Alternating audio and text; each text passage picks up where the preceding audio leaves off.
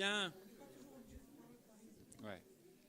Madame le maire de Bobigny, monsieur le directeur général des bibliothèques, monsieur le directeur général le conservateur général des bibliothèques, monsieur le directeur général des services, madame la directrice de la bibliothèque municipale de Bobigny, mesdames et messieurs les vice-présidents, chers collègues, chers amis. Alors, je pense c'est une première. Hein. D'abord, c'est une première que nous recevions à Villetaneuse un autre maire que la maire de Villetaneuse. Donc, c'est la première fois, en tout cas, que nous recevons la maire ou le maire de Bobigny. Non, mais parce qu'avant, c'était un maire. Je pense que M. Braouzek est venu très souvent. Je ne suis même pas sûr que M. Paillard soit venu en tant que maire. Donc, en tout cas, c'est la première fois qu'on reçoit la maire de Bobigny à Villetaneuse, et c'est tout un symbole pour cette université qui est sur de nombreux sites, mais dont les deux principaux sites sont Villetaneuse et Bobigny. Et puis surtout, je vous remercie de vous être déplacé alors que tout le monde sait que vous êtes en campagne électorale, que les élections municipales, qui sont des élections très importantes et pour lesquelles il faut voter, et accepter de prendre une partie de son temps qui en ce moment est comptée, chaque minute est comptée. Et je sais que les campagnes électorales sont des moments extrêmement compliqués. Donc pour sortir de votre circonscription, pour venir ici, célébrer la venue de ce fonds exceptionnel qui s'appelle Livre au trésor, mais qui est un vrai trésor.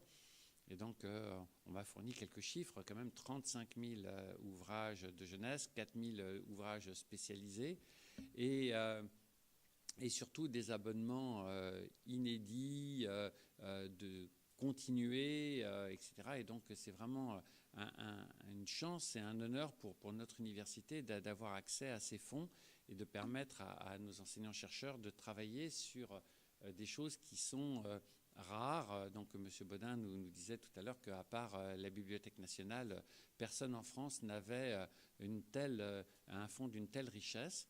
Et donc, j'espère que ça va nous permettre d'attirer sur Paris 13 et sur la Seine-Saint-Denis des enseignants-chercheurs, des chercheurs qui pourront avancer sur des thèmes qui sont des thèmes quand même très importants. Alors, j'ouvre une parenthèse un peu de politique éducative, puisque nous sommes en ce moment dans une période de refondation de l'école et surtout de refondation des écoles supérieures de l'enseignement, les ESP. Et je pense que l'université, et ce n'est pas un hasard si le gouvernement a choisi d'accrocher et d'intégrer vraiment ces écoles supérieures de l'éducation à l'université, c'est parce que c'est l'université qui est, à mon avis, à mon humble avis, la seule capable de réconcilier à la fois le savoir disciplinaire, le savoir professionnel, le savoir de la pédagogie et aussi la formation des futurs pédagogues. Et en tous les cas, la République s'honore d'avoir su former les maîtres, d'avoir su former les hussards de la République, les maîtres du secondaire, du primaire et bien sûr du supérieur. Et je pense que former les jeunes à la pédagogie par le livre, par l'exemple, par la lecture est vraiment un retour aux sources de ce qu'est vraiment la pédagogie et ce qu'est vraiment l'enseignement. Enseigner à lire, enseigner à écrire, enseigner à compter, bien entendu. Et ça nécessite des supports pédagogiques. Alors bien sûr, il y a les tablettes aujourd'hui, mais il y a aussi le livre. Et on peut voir ici dans cette magnifique exposition que le livre n'est pas seulement un support statique, c'est parfois un support dynamique avec des ouvertures, des ouvertures tridimensionnelles, etc.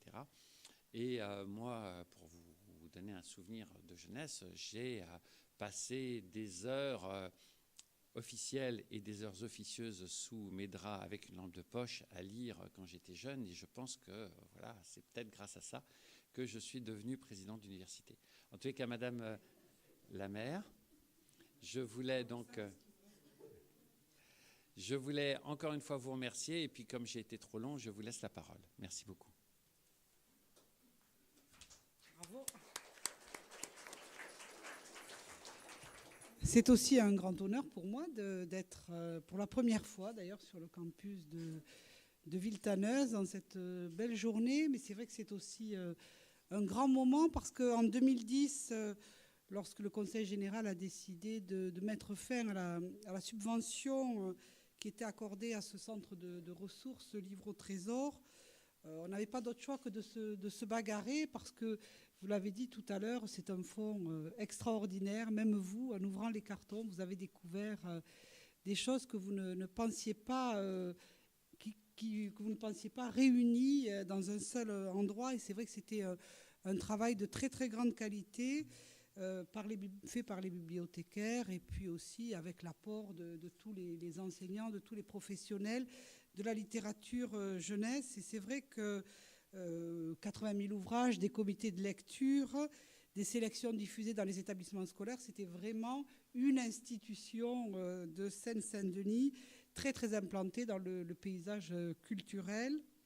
Et c'est vrai que c'était aussi une part non négligeable de l'activité culturelle et patrimoniale de la ville et de notre engagement aussi en faveur de l'éducation de la jeunesse par la lecture. Donc je trouve qu'on est vraiment sorti par le haut de cette difficulté et que le fait que nous puissions travailler en bonne intelligence avec une université qui est implantée sur trois collectivités, mais en tout cas dans ce département, nous permettent aujourd'hui, vous permettent d'installer dans de très très bonnes conditions et dans quelques mois aussi dans de meilleures conditions ce livre au trésor. J'en suis vraiment ravie.